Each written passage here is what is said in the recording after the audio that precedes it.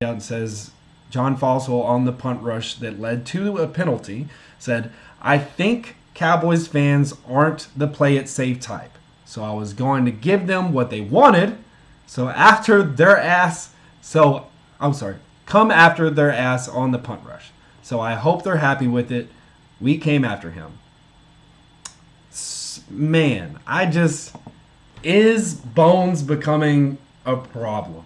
Or was that being sarcasm? Are we looking too much into this? I mean, it feels like there's a track record of over-aggressiveness at this point in time. And one great watermelon kick, and that's about really what saved his job, I think, at this point in time. How do y'all feel about Bones? Is he a problem? You want to take this one, Cam? No, go ahead. Go ahead. I've been on my soapbox enough, I think, right now. Go ahead. Good turn. Look, I like Bones. I actually do. He has a proven track record of being one of the better special teams coaches. He really turned our special teams unit around last year to where in 2019 we were the worst special teams unit in the league. We were middle of the pack to last year. He really helped out a lot. But he's aggressive, and it's true to his nature. He's very aggressive. He's always been aggressive, and it worked out great in LA.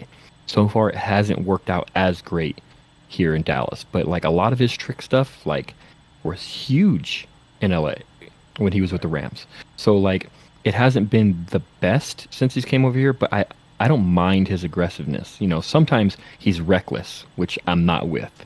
Right. But I do like the aggressiveness still. And on that play, yes, it sucks. That play sucked. And I get the man, just we're getting the ball back, we have the lead, just let it kick it and we'll go down. You're not stopping our offense. Like I get that. But I also like the aggressiveness of it's a punt. Go after the punt. There's times when on a play like that, it's hard to put it on the coach and not the player. Right.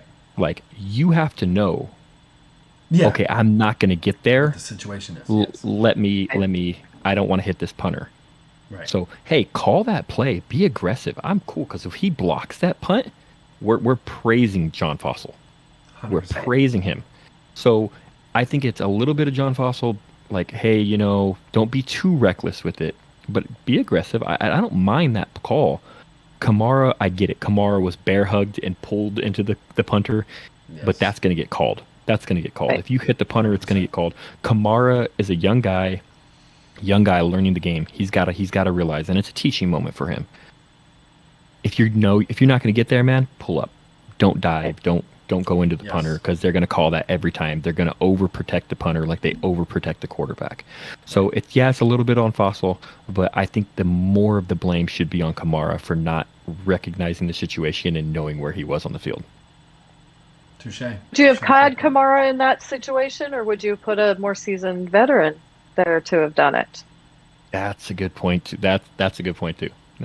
So you just slapped me down. Thanks. No. I mean, I was just. It's that's a great kind point. of my thought. Yeah. I mean, he's in charge of putting the personnel in those spots. Mm-hmm. You let this young guy do it, or you have someone more seasoned that wouldn't have gone into the kicker like that. So I don't know. That's a good point. That's a good point. I mean, you're trying to find, and that is a great point. You're trying to find roles for your players. And that someone like him, that's such a hard situation though too, because you want to put your best special teams guy out there, but you're limited to a certain amount of players that you can use in those positions. But that's like it's a chicken or the egg, right? Like it's the player's fault, it's the coach's fault. He could have put his player in a better position, or put a guy out there. You're right. But let me ask this question. All right, if you don't want to be aggressive and you just want to play vanilla special teams, and you're like, hey, let them punt, just do that. Let our offense and our defense handle it. Just play catch that ball. Fair catch it. Don't rush the punter. Then why are we wasting roster spots on special teams like aces? Why are we don't waste the roster spot on a guy like CJ Goodwin or People that you're like, oh, we need him for special teams, Sure. then don't do it. If you're just going to play vanilla special teams, anybody can go out there and just do that.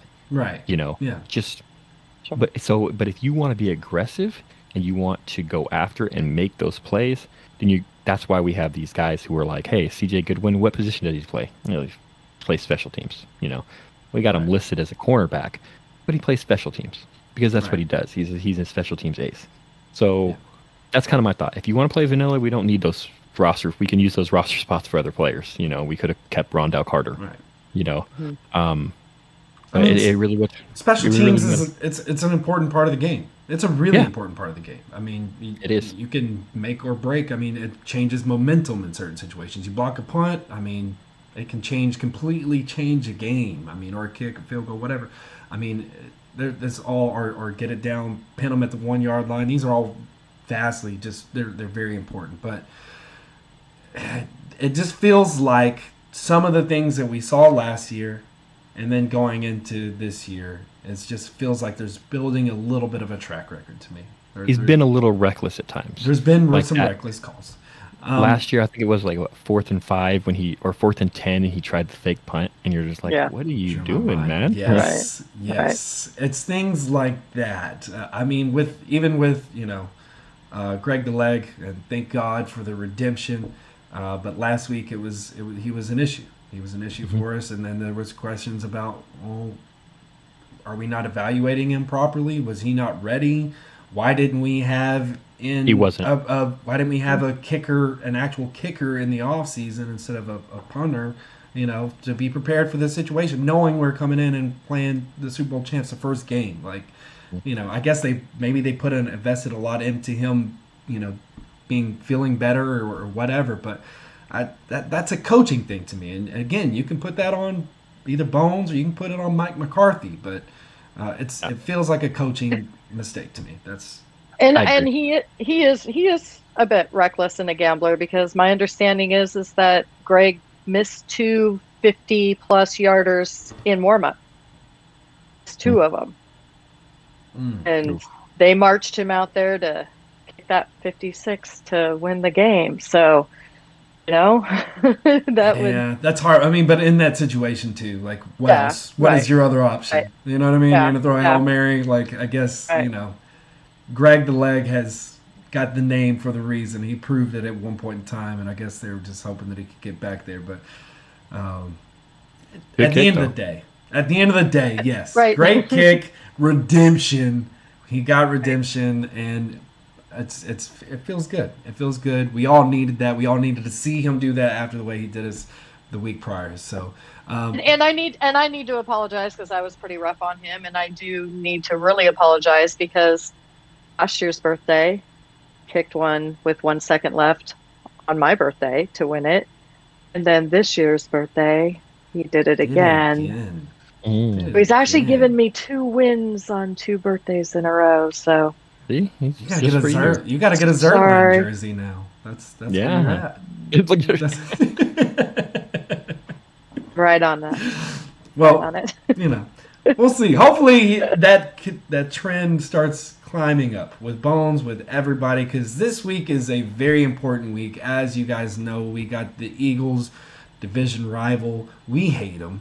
I can't stand them. It's probably my most hated team in this division. I just can't stand them. It's Monday night. Huge in the NFL.